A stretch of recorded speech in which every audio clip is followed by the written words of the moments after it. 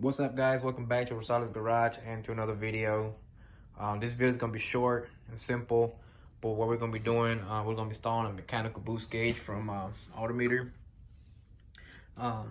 This is a cobalt boost gauge, and it's very cool looking, very nice.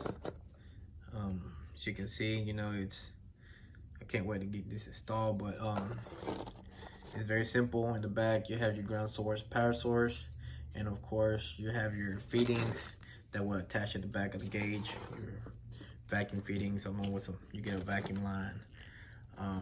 You will need some ring terminals for your ground cables and some butt connectors and all of that good stuff. But as far as the gauge goes, there's really nothing much to it. I went and got me a piggyback fuse that I'm gonna be tapping into my heated seats under my passenger's footboard. But other than that, I'm gonna go ahead and get that done, and I will come back to you guys and see you guys in a bit. All right, guys, so I was able to fish the wire through behind the center console without having to pull anything off. This is the only thing that pulled off the carpet, and I fished it through the driver's side, and got a hold of it. Very easy. That was it. All right, guys, I got everything wired up.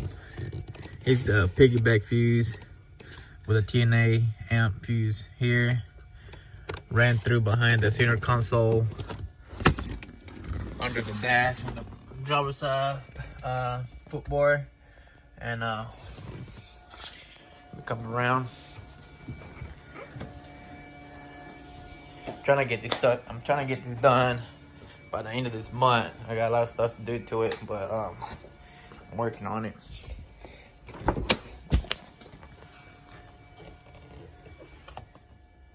Alright, so here is the wire that we ran behind the center console from the passenger side footboard. This is the power source wire, and that one is ran to the back of the boost gauge for the 12-volt source.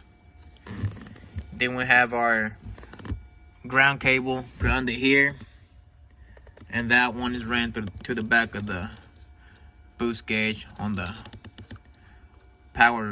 ground source. And again, there's only two. You got ground and 12-volt. So ground and positive. So that's all you got. Then you have your vacuum fittings and your vacuum line. That's where I teed it off. If you don't have, like I have a methanol kit, so I've already had the vacuum hoses ran through the firewall. But if you don't have that, you're gonna have to drill a hole through your firewall and run a vacuum hose through there and hook it up to your brake booster vacuum.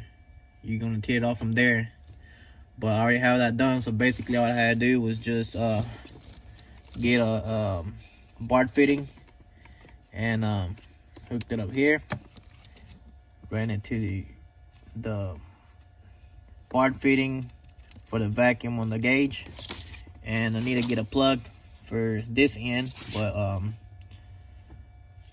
I went ahead and put a hose in there, bent it, and put a zip tie on it. And that's it for that.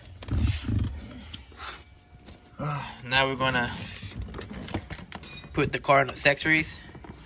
Here's the gauge coming on. Alright, it's on 0. I'm gonna go ahead and turn the car on.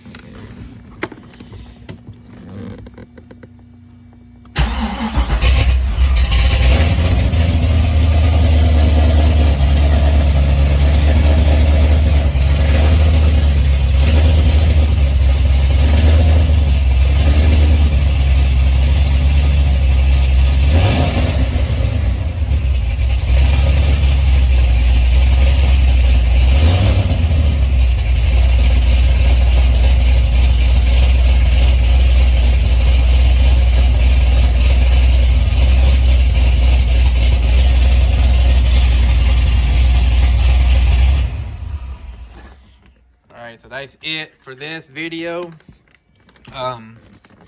Jesus, I'm gonna die in here. Oh, the car has no cats. It just stinks. But whew. That's it for this video, guys. I will be having another video on the fuel pressure gauge and some more.